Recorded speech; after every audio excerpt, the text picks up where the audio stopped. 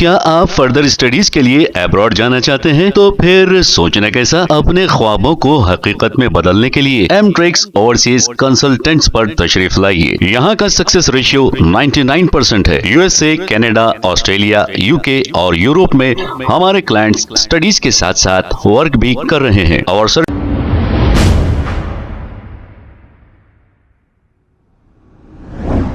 अस्सलाम वालेकुम नाजरीन, 7H न्यूज सच को रखे आपके आगे।